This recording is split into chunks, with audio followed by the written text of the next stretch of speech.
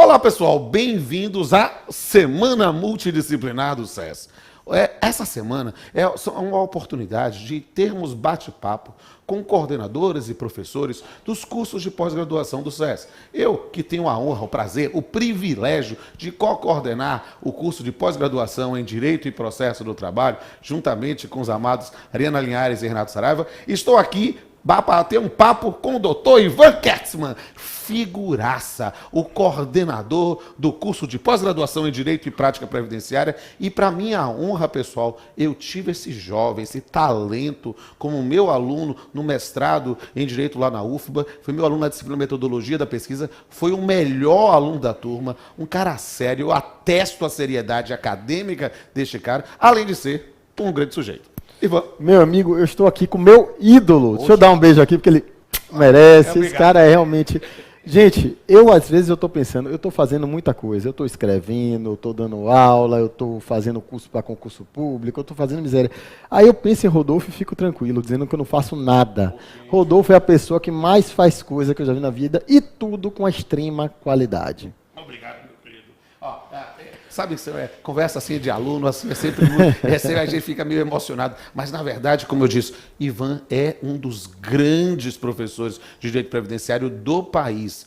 Você que vai fazer o curso de Direito e Prática Previdenciária com ele, eu não tenho dúvida que você está lá com o melhor curso de Direito Previdenciário em geral do país. Ele é o cara. Tanto que na minha pós de Direito e Processo do Trabalho, ele também dá aula, como eu também dou aula na pós dele. E, cara, a gente vai bater um papo hoje sobre o tema, eu estou aqui fazendo um merchandising, um tema que é, inclusive, objeto de livro de Ivan, tema que eu também já refleti em artigos, tenho em alguns livros meus algumas referências, que é justamente o tema das contribuições previdenciárias na Justiça do Trabalho. Mais especificamente, o tema da execução das contribuições previdenciárias na Justiça do Trabalho. E aqui não é nem um papo peando, aqui está conversando mesmo, vamos bater um papo com vocês sobre esse tema. Ivan, a bola é sua.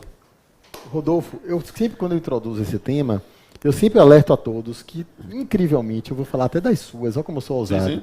Todas as execuções no seu trabalho, eu digo, me arrisco a dizer, 100% estão erradas. Opa. Já começa a dizer isso. Já começou provocando, já chegou chutando para a barraca. Mas não é errada, é errado, sabe por quê? Porque tem detalhes na legislação de custeio previdenciário que não são, assim, são totalmente ignorados dentro do seu trabalho. Deixa eu perguntar para você, por exemplo, aqui, ao vivo, né, sem ensaio, sem nada. Rodolfo, quantas vezes você já executou a contribuição previdenciária com o FAP? Talvez vocês possam dizer, o que é FAP? Talvez você pergunta assim, o que é FAP? Entendeu? Ou seja, não existe possibilidade de você executar sem usar a alíquota do FAP. Eu vou explicar já o que é. Sim, claro. Sim, está certo. É o quê? Temos uma alíquota básica de contribuição previdenciária da empresa, que é 20%. Além dessa alíquota básica, temos a alíquota de 1, 2 ou 3% do SAT. Sim. Essa todo mundo executa. Sim, eu estou acostumado. Mas foi criada uma lei lá desde 2010, quer dizer, a lei de 2003, Sim. mas está aplicada desde 2010, que se chama FAP, Fator Acientário de Prevenção. Justamente porque uma empresa que tem um SAT de 3%, né, por exemplo, no setor bancário, todas pagam 3% de SAT. Mas vamos dizer, eu sou o Banco Itaú, que invisto bastante na segurança do trabalho e não acidento ninguém. Obviamente, esse exemplo é totalmente fictício. Já o Bradesco acidenta todo mundo, está pouco se lixando com a saúde do trabalhador. E tem a mesma só para efeitos hipotéticos, tá? Hipotéticos, né?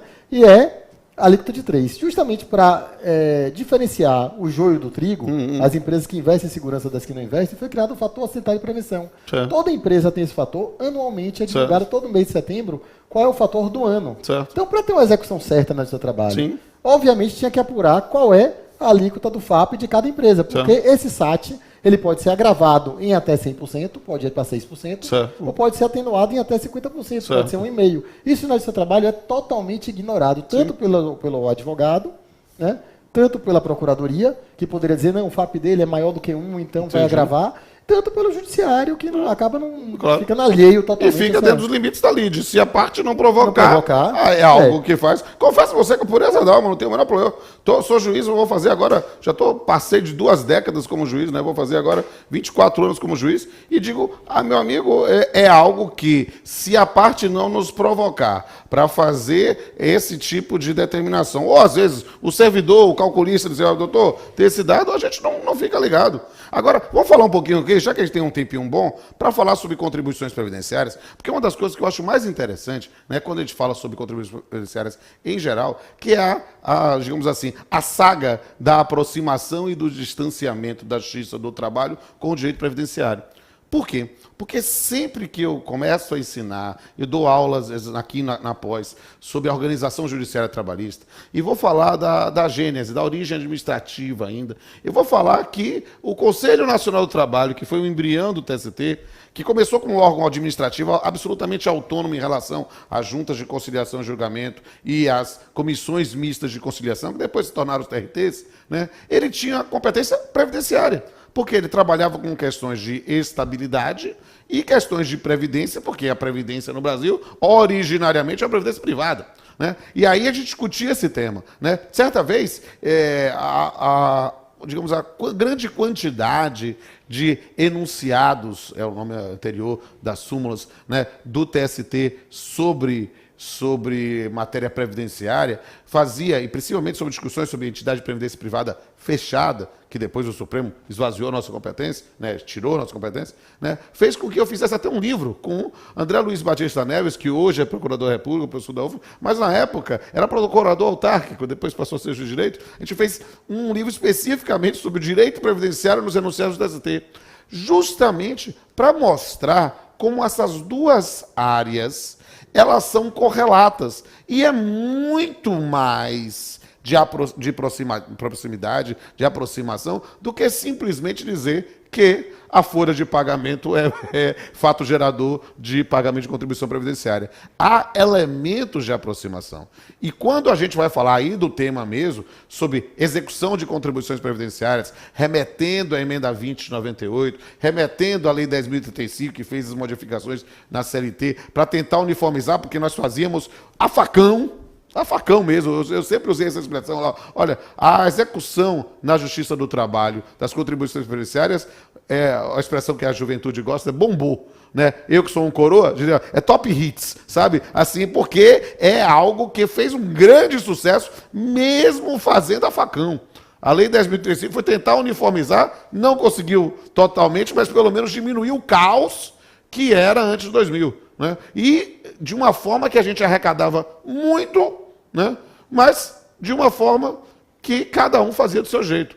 Talvez por essa questão dessa proatividade, da inquisitoriedade do direito do trabalho, essa postura, e aí falo, estou na Justiça do Trabalho contando meu tempo de servidor desde 1992, né? É mais tempo do que alguns dos nossos alunos têm de idade. Então eu digo assim, com absoluta verdade, tenho muito orgulho de estar na Justiça do Trabalho. Não sei quais são os futuros da Justiça do Trabalho, não sei se ainda haverá Justiça do Trabalho. Torço para que haja uma reflexão profunda para que isso não mude esse modelo, né? Mas eu digo com absoluta liberdade, se houver uma mudança e acabar a Justiça do Trabalho, eu tenho um orgulho enorme de ter feito parte dela, né? De ter passado mais tempo de minha vida dentro da Justiça do Trabalho do que fora. Eu entrei na Justiça do Trabalho com 19 anos, então eu realmente não há uma instituição que eu estou há mais tempo do que a Justiça do Trabalho. E sobre o tema, eu ficaria muito feliz se a Justiça do Trabalho fosse reestruturada, ganhando competência previdenciária. Exatamente. Aí seria assim, como se fosse um Jeff. Exatamente. Trazer tudo que está lá na Justiça Federal para a Justiça do Trabalho. Justiça da Seguridade Social, porque o JEF deveria estar dentro da Justiça do Trabalho. Eu também acho. Ou ser uma Justiça Federal especializada, que seja. Né? Mas deveria ser trabalho previdenciário para acabar essa história de limbo previdenciário. Exatamente. Né? Porque, e trazendo, inclusive, talvez é uma provocação, não sei o entendimento de Ivan, estamos aqui batendo papo ao vivo mesmo com vocês, né? Trazer literalmente tudo que diga respeito a aspectos previdenciários, inclusive o acidentário.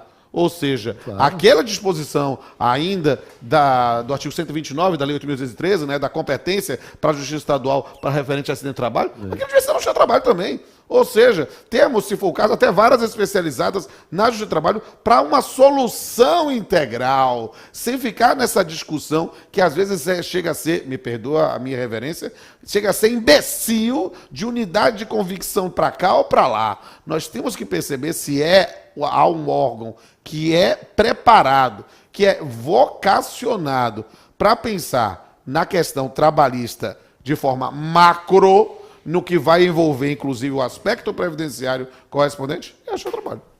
Voltando aqui ao tema, Volta aí. vamos falar agora sobre um estou aqui tema fazendo, mais técnico. estou me sentindo uma chacrete aqui, ó, mostrando para você. Então, tem vários aspectos que eu vejo que os advogados estão perdendo a chance de provocar o judiciário a seu favor. Beleza. Como isso que eu falei do FAP, por exemplo, eu estou numa empresa onde eu estou pagando 3%, quer dizer, no dia a dia eu não pago 3% de SAT. Eu pago, vamos dizer, 2%, porque eu tenho um FAP que reduz. Exato. Né? Aí eu chego na Justiça do Trabalho e eu me permito pagar 3%. E não faz sentido. E não faz sentido porque eu não peticiono ao juiz. E o juiz, obviamente, todo juiz de trabalho tem uma capacidade extrema, pode não ter o conhecimento do FAP. Exato. Mas se for peticionado para ele dizendo, meu FAP é tal, a lei é tal, eu tenho isso aqui. Eu tenho a legislação correspondente, claro que o juiz vai aplicar, obviamente. Então por que vocês estão aceitando pagar de uma ação, às vezes, de 1 milhão, 1% a mais, 1,5% a mais? O que é um dinheiro que, na soma das ações do Bradesco e tal, vai acabar dando um valor significativo. E na atuação, na sua advocacia, perceba o quanto você trará um benefício pecuniário impressionante para o seu cliente. E que ninguém faz e vai ficar destacado. Outro aspecto que eu sempre coloco, você quer ver um aspecto curiosíssimo dessa questão? Sim. A decadência das contribuições previdenciárias, que ocorre em 5 anos, ela não é aplicada no seu trabalho. Então, veja bem, alguém ajuizou uma ação. Essa ação é de 2013. Foi para perícia, tal, demorou, voltou, o perito morreu, teve que nomear outro. Foi julgado só hoje em 2018. Né? Então, de 2018, vamos dizer que a ação seja de 2012. De 2018, quando o juiz sentencia para trás, eu entendo que ele pode cobrar 5 anos de contribuição. Aí você pode dizer, poxa, mas ele não ajuizou em 2002, não interrompe a prescrição interrompe. Não interrompe a decadência. Ou seja, eu fisco, não poderia ter ido lá cobrar as contribuições previdenciárias devidas sobre aquele fato? Poderia. Até quando? De 5 anos, de 2012 até 2017. Então, o próprio fisco entende, se eu fosse fiscalizar essa empresa que está devendo ao empregado e devendo contribuição previdenciária, eu como auditor fiscal que sou auditor fiscal, não me apresentei ainda, né? Eu como auditor fiscal que sou, digo, eu não tenho poder de cobrar essa contribuição porque ela decaiu. Aí chega na sentença, Rodolfo Pamplona julga, condena a empresa e cobra a contribuição previdenciária até sobre 2012, 2011, sobre o valor que o fisco credor entende que já está decadente. E ninguém alega isso. Ou seja, mas aí tem uma questão que é interessante. Eu tenho que refletir, fazer um brainstorming com vocês. Por quê? Porque com o ajuizamento da demanda, nós temos um determinado... Claro, você pode também estar falando de relações continuadas aí, mas perceba, que normalmente nós somos do trabalho, somos dos desempregados. Né? Nessa circunstância, o indivíduo ajuizou a ação em 2012, referente a um período, vamos imaginar, até 2007. Perdeu tudo. E antes, 2012, ele ajuiza, o vínculo dele teria iniciado em 2012, mas ele foi trabalhar em 2002. Ou seja, eu tenho um lapso, um marco temporal prescricional até 2007 pelo ajuizamento. Se essa sentença só vai sair em 2018, mas essa sentença de 2018 não é uma relação de trabalho, não é uma relação continuativa, ou seja, não é uma relação de trabalho que continua em vigor, extinguiu-se lá naquela época, em 2018 eu vou exigir as contribuições de 2007 a 2012. Mas é que tá, é isso que eu defendo que não. Você sabe por quê? Aí, mesmo que seja agora, podemos dizer que, para mim, todas as ações têm uma parte que está decaída. Certo. Vamos dar um exemplo aqui. Hoje a ação em 2015, cobrando de 2010 a 2015. Sim. Os créditos trabalhistas jamais estarão prescritos. Sim. O crédito trabalhista você pode cobrar normalmente.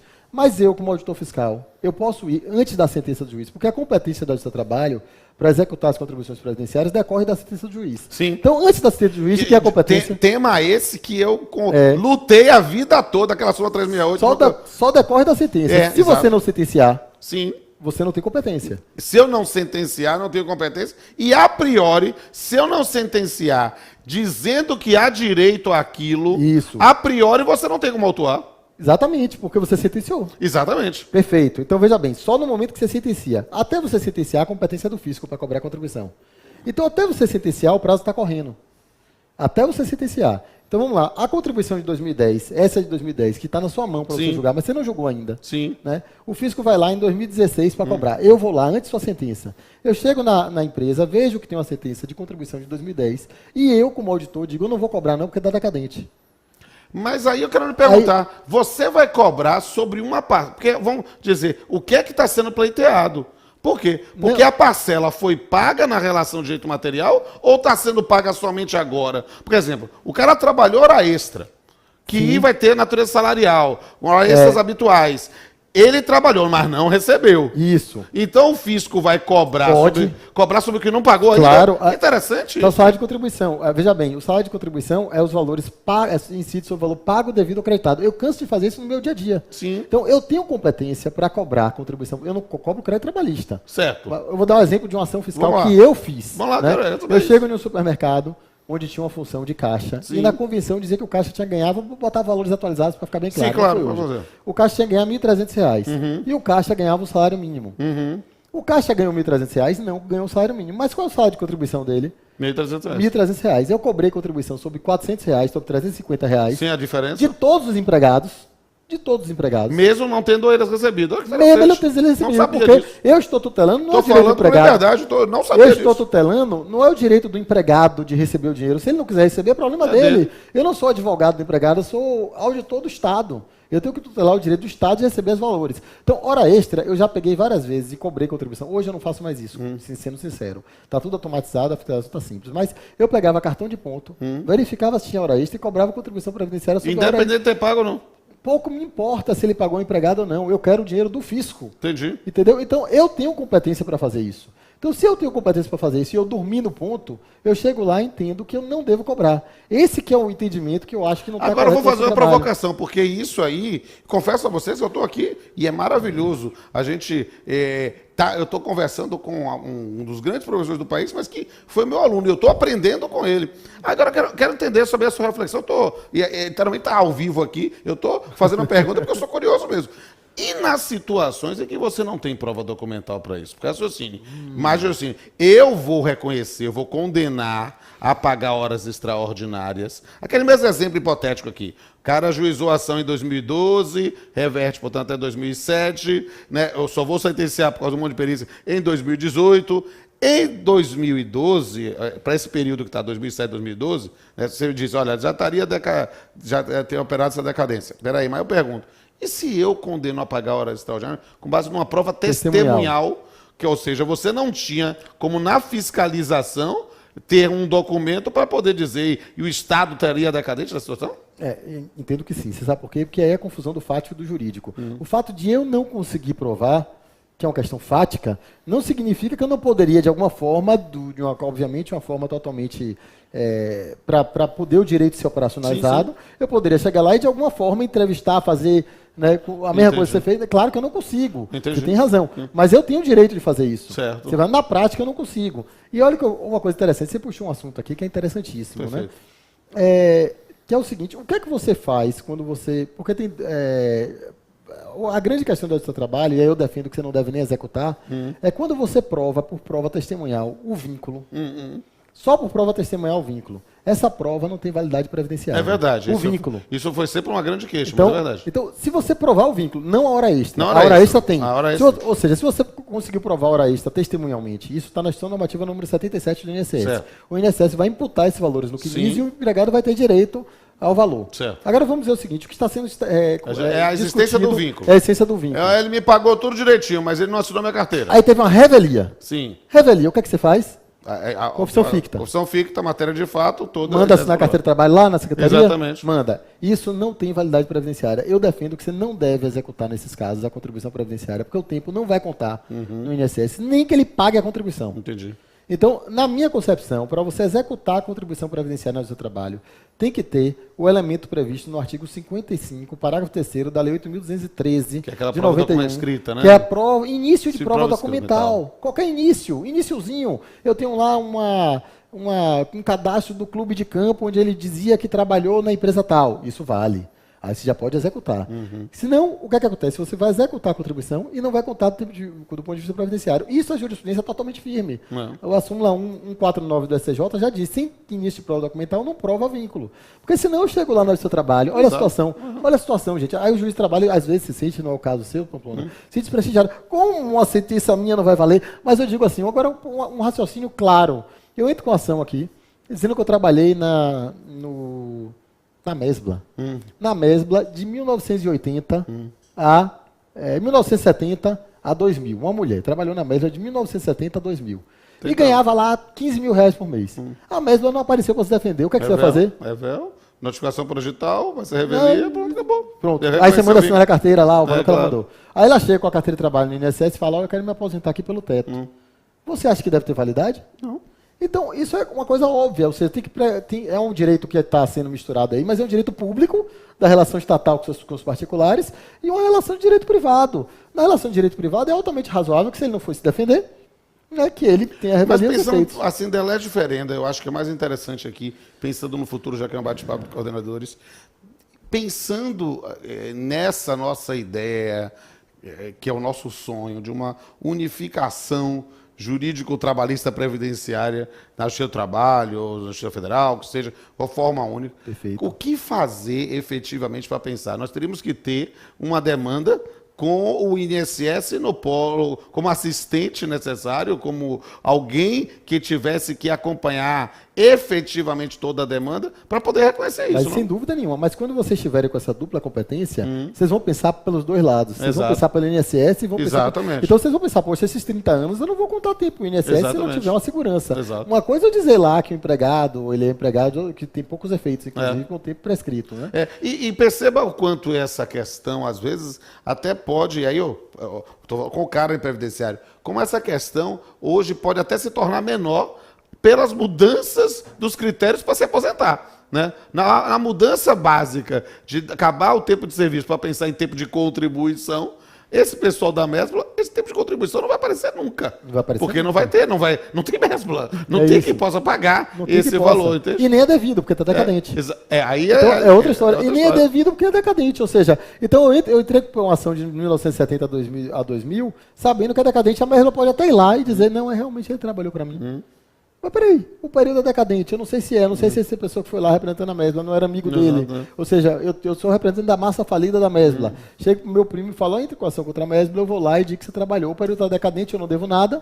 Né? E o juiz vai dizer que você trabalhou 30 anos. Ou seja, porque faz parte do processo de trabalho, tem que fazer isso mesmo. Mas para o direito público, se você entrar com essa mesma ação, o juiz de trabalho decidiu levar a sua ação trabalhista para a Justiça Federal, sabe o que vai acontecer? O juiz federal vai dizer, não conte o tempo. Já tem jurisprudência firme que a sentença trabalhista sem início de prova material não conta para fins previdenciários, justamente porque é outra. Agora, se vocês estiverem no futuro com as duas competências, vocês vão pensar de forma diferente. Você pode resolver isso e pensando sem discussões sobre prestígio ou desprestígio, numa discussão lógica, que há uma relação jurídica, ela deve produzir efeitos interpartes. Quando você pensa na aplicação disso para efeito previdenciário, significa que você está querendo repercutir a sentença trabalhista para quem não foi parte da demanda. Com certeza. E aí, neste caso, faz muito mais sentido do que até pensar nessa briguinha de prestígio ou desprestígio. E por isso, talvez, seja muito mais fácil compreender, ainda que de lege ferenda, talvez um redimensionamento desses tipos de postulações para pensar nisso. O que também implica, e aí eu acho ótimo você fazer tanto a minha pós quanto a pós de Ivan, ou as nossas pós, porque eu ensino na dele e ele ensina na minha, né, para a compreensão desse tema, numa perspectiva realmente interdisciplinar. Por quê? Porque, de fato, nessas circunstâncias, você não vai poder só estudar os aspectos processuais dos limites subjetivos da lide, mas também os aspectos estritamente previdenciários do que é a hipótese, o suporte fático para conseguir a aposentadoria. Porque muitas pessoas ainda repetem, isso é uma coisa interessante, né? E repetem o discurso da aposentadoria por tempo de serviço, quando, na verdade, desde a emenda 2098, como regra, nós estamos com a ideia do tempo de contribuição, e que não é a mesma coisa. Né? Fala um pouquinho sobre isso aí, Feliz. Não, e interessante dizer, muito interessante, é o seguinte, uma coisa que as pessoas não têm noção. Para o empregado, para o segurado empregado, o fato da empresa ter pago ou não ter pago a contribuição não afeta o direito dele à aposentadoria. Sim. Então aí você vai lá, mas executou, não executou, isso não interessa. Para a Previdência Social, até no administrativo, o que interessa é a comprovação do trabalho ou não. Se ele comprovou o trabalho como empregado, a responsabilidade de cobrar a contribuição era de quem? Do fisco. Exato. Se o fisco não cobrou, o empregado pode ser prejudicado? Jamais. Então a grande preocupação da Previdência é a comprovação do trabalho. Certo. Uma vez o trabalho comprovado, tendo sido comprovado, por exemplo, vamos dizer que ele entrou com a ação pedindo 30 anos da Mesbla, exatamente igual a ação, mas ele colocou lá os crachás dele da Mesbla, os contra-cheques, e essa contribuição jamais entrou. A Previdência Social vai aceitar esse tempo e ele vai se aposentar pelo teto. Entendi. Porque o que vale para a Previdência Social, porque vai dizer, olha, infelizmente, nosso fisco foi ineficiente, foi incompetente por uma falta de estrutura, e você, empregado, que tinha seus valores retidos, quer dizer, que era para ter valores retidos e não foi pela empresa, ou foi retido e não foi repassado, tanto faz. Essa contribuição não chegou aqui, isso não pode prejudicar, porque o Estado não colocou a responsabilidade em você. A única coisa que eu quero de você é que você prove materialmente que você trabalhou na empresa. Provando, você vai ter direito, independentemente do juiz de trabalho executar ou não. Isso não é no seu trabalho só não. Administrativamente, ele pode chegar no INSS com a mesma prova que ele levou no seu trabalho e pedir administrativamente a aposentadoria com base na documentação Mas e os dele. valores, como é que ficariam isso? Porque fica curioso. Estou aprendendo aqui, estou perguntando o que eu estou aprendendo. Os valores seria, primeiro, aí ele ia ter que provar, aí testemunhalmente, ou com justificação administrativa. A gente está falando do processo judicial ou administrativo? Se for administrativamente... Eu quero para saber o cara que vai se aposentar. Então, vamos esse lá. aí que tinha lá, os crachás da... Tinha tudo, mas não tem os valores que ele recebia se ele conseguir provar que ele trabalhou, mas não conseguir provar de forma nenhuma o valor que ele recebeu, não tem nenhuma prova, nenhuma possibilidade de prova, a lei diz que vai ser imputado um salário mínimo para os meses que ele não provar. Entendi. Vamos dizer que ele provou de 85 para frente, aí resolveu, porque só conta de 94 para frente. Certo. Vamos dizer que tem um período de 3 anos que ele contou de 94 para frente, outro período de 3 anos que ficou buraco. Ele não teve como comprovar a contribuição. O valor da contribuição, que não teve contribuição, o valor do salário. Né? Aí, nesse caso, no mês que ele não conseguiu, aplica o salário mínimo. É isso que diz a legislação. E o valor do benefício no final é a média. É uma média. É a média aritmética dos 80% maiores salários de contribuição de julho de 94 para frente. Ou seja, para ficar claro, descarta os 20% menores de julho de 94 para frente e faz uma média com os 80% que sobrarem. Não é 80% da média, é a média dos 80% maiores. Certo. Você soma, tem 100 contribuições, você descarta as 20 menores, soma as 80 maiores e divide por 80. Certo, mas esse cálculo, estou perguntando, eu estou realmente isso. Mas você, porque perceba, a correção corrigido. É tudo corrigido. corrigido. Traz valor presente, certo, pelo INPC. Depois de trazer o valor presente, você elimina as 20% menores já atualizadas. Entendi. E soma as 80% maiores e divide pelo número de contribuições que a pessoa tem. Entendi. É esse o cálculo. Se não tiver prova do valor da contribuição desse período, você vai usar o quê? Salário mínimo só nesse período. Ah, mas depois eu consegui a prova. Revisa. Entendi. Revisa. Então, o INSS sempre tem que conceder o benefício conforme o correto. Se não tiver como comprovar o valor, é justo que você bote pelo menos o mínimo até que ele consiga a prova. Entendi. Não é a prova da contribuição. Não, é a prova do salário de contribuição. Ou seja, da remuneração que ele recebeu naquele período. Então, isso é uma coisa que muita gente confunde, minha gente. Não precisa comprovar contribuição. Eu falo sempre. É interessante. E o pior, o funcionário do INSS não sabe disso que eu estou dizendo. Quando o funcionário do INSS chega e vê o CNIS, que é o Cadastro de Informação Social de uma pessoa, e tem lá 2 anos sem contribuição, sem o valor do empregado, sabe o que ele fala para o trabalhador? Olha, a empresa não pagou, não. E não é verdade. A empresa pode ter pago aquele valor, mas não pode ter declarado. Porque ele precisa declarar na GFIP, para que isso aí migre para o INSS. Entendi. E muitas vezes ele não declara na GFIP, mas paga. E aí o que é que vai acontecer? Por não estar declarado, o nome dele não migrou para o CNIS e ele não vai ter direito ao benefício. Explica para o pessoal essas siglas. CNIS é o cadastro... Que eu uso isso todo dia, não sei. O que é CNIS? Cadastro Nacional de Informação Social. O que é isso? Os dados que estão ali dentro do sistema do INSS. Certo. CNIS é sistema do INSS. A remuneração migra para o sistema do INSS através de quê? Através de uma declaração que é feita mensalmente pela empresa, chamada GFIP, que é a mesma Significa coisa. O que é GFIP? GFIP é guia. O nome já não bate com o que ela é. Entendi. Tá? Mas o nome seria Guia de Recolhimento de FGTS e Informações à Previdência Social. Certo. Mas você não recolhe mais o FGTS nela. Agora você recolhe na GRF. Exatamente. Então, isso já deixou de ser, mas o nome ficou GFIP. Então, eu chamo de Guia de Informações certo. ao FGTS e à Previdência Social. Certo. Então, ele bota o nome lá de todo mundo que trabalhou, o salário de todo mundo, todo mês. Aí todo mês isso aí vai migrar para o INSS, que vai ser substituído, inclusive, pelo E-Social, que vai, já está sendo substituído gradualmente pelo E-Social. Então, é muito importante que a empresa faça GFIP. Vamos dizer que a empresa fez a GFIP todos os meses, mas não pagou nenhuma contribuição. Sim. Sabe o que o funcionário do INSS vai dizer? Não. Você pode se aposentar, está tudo pago. Porque o funcionário do INSS não sabe se a empresa pagou ou não. Isso é protegido por sigilo fiscal. Entendi. Só quem sabe isso é o fisco, que eu consigo enxergar o valor da GFIP e o valor da guia da Previdência Social, se ele pagou ou não. Mas ele vai ter essa aposentadoria mesmo? Ele vai ter. Mesmo sem pagamento? O funcionário do INSS nem sabe que ele não pagou. Porque se tiver na GFIP, a informação vai migrar diretamente para o sistema do INSS e ele vai se aposentar em 30 minutos. Entendi. Agora, ele não pagou nada, ele parcelou o débito, ele não pagou, ele estava sem dinheiro, não tem problema, botou o número da GFIP, ele tem direito. Agora, vamos dizer, ele pagou tudo e não colocou o número da GFIP. O que é que o funcionário da INSS vai dizer? Não pagou. Na verdade, não é que não pagou, é que não declarou. A declaração é muito mais importante que tudo isso. Sabe por que eu estou dizendo isso? Porque eu vou falar agora da GFIP na reclamação trabalhista. É muito importante, eu já lhe passei até um outro texto, lembra? Não lembro, não. É muito importante, isso é fundamental, isso eu oriento o juiz de trabalho a condenar de ofício.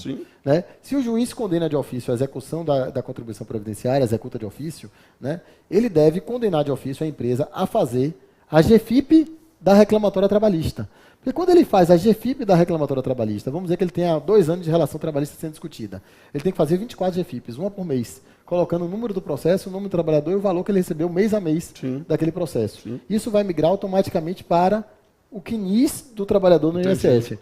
Se ele fizer a GFIP, o problema dele está parcialmente resolvido, porque essa GFIP vai bater no INSS para ele contar com esse tempo, com esse valor adicional, porque às vezes não é tempo que está discutido, é hora extra. Né? Para ele contar com o tempo adicional, o que é que o empregado, o que é que o servidor do INSS vai fazer? Vai ficar com a marca lá, vai ficar as GFIPs todas cadastradas com a marca RT no sistema do INSS. Esse RT não conta ainda. Ele tem que verificar o quê? No caso de um tempo que não estava lá e que foi imputado pela Justiça do Trabalho, o que é que ele vai ter que verificar? Se tem no processo início de prova material. Então ele vai pedir o processo, vai ver isso aqui foi só testemunhal, foi material. Ah, não, tem material. Ele vai dar uma folhada no processo e vai ver material. Tem material, ele desmarca o RT e o tempo conta todo. Beleza. Agora vamos dizer, agora é hora extra que está sendo discutido. Sim. Se for hora extra que está sendo discutido, o valor dele estava no CNIS lá 2.000, que foi quanto ele ganhou, mas Pamplona condenou a receber mais R$1.000, condenou a empresa a pagar mais R$1.000 para ele. Então vai aparecer aqueles R$1.000 adicionais durante 2 anos. Certo. Aí ele pede o processo, vai ver que é hora extra e que foi prova exclusivamente testemunhal, não tem prova documental. Sim. Isso vai contar como tempo. Que vai legal. contar. Porque a única coisa que não conta é o tempo de contribuição. Certo. O vínculo, você precisa de prova material. Mas o valor da contribuição, você não precisa de prova material. Isso não é uma jurisprudência, isso não é um STF entendendo, isso não é o TRF da primeira região. Isso é a Instrução Normativa número 77. Ótimo, é norma vinculante interna. Exatamente, norma vinculante interna. Então, não é, assim, o funcionário pode até não seguir a Constituição. Certo. É verdade. Mas o que tiver escrito na Instrução Normativa, ele vai seguir. E olha, gente, como isso é importante para você, no caso que vai fazer a nossa pós, para a sua prática, porque perceba o quanto isso pode ser benéfico para o seu cliente, pensando na advocacia de autor, e o outro lado da moeda, na parte inicial, você como advogado de empresa, saber especificamente o que pode, até para deduzir a fatia, né, que da bocanhada do Estado em relação aos créditos que estão lá, né? Bom, quer ver outra coisa curiosa? Nós estamos falando até tem um tempinho aqui. Uma coisa curiosa sobre essa execução, Rodolfo, interessantíssima. Todas as ações de salubridade, e aí eu digo, estão erradas, e o erro aí é do próprio juiz que não executa, porque não conhece a norma. Quer aprender, estou aprendendo. Toda ação que tem insalubridade, está dito na lei, que tem que executar com adicional de alíquota de aposentadoria especial. 6, 9 ou 12% a mais. Isso está no artigo 43, parágrafo 6º, da Lei 8.212 de 91. Escrito assim mesmo, ação trabalhista. Vou mandar esse vídeo para o meu calculista, viu? Então, ele fala o seguinte, se ficar comprovado que o trabalhador trabalhou em condições insalubres, prejudiciais de saúde e integridade física, o juiz de trabalho deve executar a contribuição previdenciária, tendo em vista o adicional de 6, 9 ou 12% da aposentadoria especial. Por que isso é fenomenal e de fenomenal importância? Porque ao você pedir também que ele coloque na GFIP esses valores, você vai pedir que ele coloque na GFIP esses valores com código de aposentadoria especial. Para quê? Para contar um tempo a mais para ele na aposentadoria. Exato. Ou seja, cada ano que ele trabalha com tempo de aposentadoria especial, ele reduz o número de anos que ele precisa trabalhar. Isso hoje ainda tranquilamente, não teve mudança nenhuma. Isso importantíssimo, gente. Agora, por que as pessoas não executam? Porque esse tema é muito novo, apesar de ter 20 anos, né? É 20 anos, mas é novo, ou seja, as pessoas na justiça do trabalho não estão acostumadas a lidar com isso. É natural, as pessoas... Natural. A gente tem um outro papo nosso, que vai discutir acidente de trabalho e responsabilidade civil, não deixe de ver lá, e é uma das coisas que é a discussão de como, às vezes, as pessoas não estão ainda tanto tempo depois preparado para discutir direito civil nas relações de trabalho, porque responsabilidade civil importa numa compreensão mais ampla quando a gente pensa no acidente de trabalho. Na minha pós, estamos aqui gravando, agora na minha pós eu dou uma aula exatamente sobre execução, eu dou uma aula inteira sobre execução, e na sua pós também, na próxima turma, claro, quando você conseguir reestruturar e encaixar essa aula, encaixe, porque vale a pena. Certo. Aí te dá dicas para a pessoa, é o seguinte, olha, empresa, você advogando para a empresa, você tem que pedir isso, aquilo, se você tiver um FAP negativo, por exemplo, qualquer coisa você pode ir, então eu sou advogado da empresa. Aí eu pergunto para a empresa, olha empresa, qual é o seu FAP? Ele fala, meu FAP é menor que 1. Ou seja, quando eu multiplicar pelo SAT, eu vou ter um decréscimo na contribuição previdenciária. Use isso. Se a empresa falar, não, meu FAP é 2, eu estou sendo prejudicado todo mês aqui, o que você vai fazer? Nada. Você não vai peticionar pedindo para o juiz aumentar o FAP. Exato. Ou seja, mas eu estou do lado do segurado. Se eu descubro que o FAP dele é maior que 1, porque ele acidenta mais, eu posso usar isso em uma ação de acidente de trabalho. Verdade. Dizer, olha, a empresa tanto não cuida da saúde do trabalhador, que o FAP dele é 2. Isso, na hora que você judiciário. É um elemento judiciário que ele está realmente fazendo besteira em relação à proteção à saúde do trabalhador. Certo. Então, isso pode ser usado dos dois lados. Verdade. Isso pode ser, claro que cada lado vai usar a informação que eu não vou lhe munir como juiz de informações que vão lhe prejudicar. É claro. Mas os dois lados tendo essa informação podem ser beneficiados. Eu mesmo, se fosse entrar com ação pedindo insalubridade, eu já ensino ao advogado que na inicial ele já tem que pedir a execução da contribuição com adicional de alíquota, uma vez sendo reconhecida a insalubridade, porque aí você vai ter que se pronunciar. Certo, Nunca deixe para discutir na execução, bote na inicial. Claro. Né? Por quê? Porque você puxa... E fica no limite objetivo da lide, né? E aí, da coisa julgada. A execução, muitas vezes, Pamplona não vai olhar. Mas a inicial, meu amigo, ele vai ter que botar sobre a letra F, que é o pedido F, que você está pedindo para que seja julgado, conforme o artigo 43, parágrafo 6º lá da Lei 8.212, com adicional de alíquota, e que seja colocado na GFIP a informação de que ele tem direito à aposentadoria especial, ele vai ter que se pronunciar. Porque senão você vai embargar a declaração. Claro. Então, se você discutir isso só na execução, você perdeu a oportunidade de ter a opinião do juiz sobre o tema. Porque, às vezes, na execução, o calculista vai ajudar, o assessor... Na execução é simplesmente por quê? Porque a gente vai ter que verificar quais são os limites objetivos da coisa julgada. Sim. E, às vezes, essa questão é algo que não decorre da coisa julgada, e aí, dentro da circunstância, o indivíduo que não conhece suficientemente a matéria, e aqui não há problema, só não erra quem não trabalha, e ainda mais não conhecendo a matéria que não seja do seu dia a dia, vai nessa circunstância e dizer, olha, isso aqui não faz parte da coisa julgada. Afasta-se tranquilamente, sem medo de ser feliz. Por isso que eu digo, essa discussão é importantíssima pensando na nossa prática. Por quê? Porque a partir do momento em que a gente admite a dedução de uma postulação que seja abrangente o suficiente para que dentro dos limites da coisa julgada eu já tenha essa exigibilidade em benefício, seja do fisco, seja do contribuinte, seja de quem quer que seja, é muito melhor, porque aí é a lógica de que a sentença se executa do que se contém, e não com, digamos assim, momentos Harry Potter em execução. Com certeza. Agora, para finalizar aqui, um tema que dá muito problema na execução, muito problema na execução, é a execução da contribuição do segurado. Sim. Nós sabemos que a contribuição do segurado tem um limite máximo para ser executado. Assim, o limite máximo do INSS hoje atualizado, 2018, né, atualizado, é R$ 5.645,80. Se alguém ganhou R$ 10.000, ele vai pagar a contribuição previdenciária até R$ 5.645,80. Né, isso é a regra. Na execução da contribuição previdenciária, esse valor deve ser respeitado. E geralmente ele é, mas tem umas minúcias sobre esse valor que ele não é respeitado. Que minúcias são?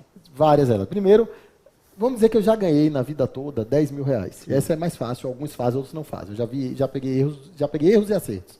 Mas eu ganho R$ 10.000 por mês. Entrei com a ação só pedindo hora extra.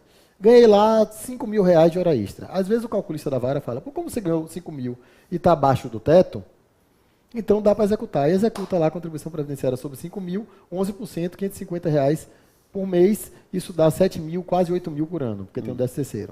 Então dá quase R$ 8.000 por ano de execução. Tenho 3 anos aí, R$ 24.000. Só que veja bem, ele já ganhou 10.000. Se ele já ganhou R$ 10.000, ele já pagou contribuição sobre o teto todos os meses da ação. Então, essa execução que você está fazendo se refere a meses passados que ele já pagou sobre o teto. Então, isso não vai servir para nada para ele. Então, não deveria ser executado. Às vezes, muitas vezes, o calculista da vara fica esperto e o próprio... Nunca o advogado... Vocês podem ser advogados trabalhistas. Jamais o advogado trabalhista confere cálculo previdenciário. Não confere. Nenhum confere.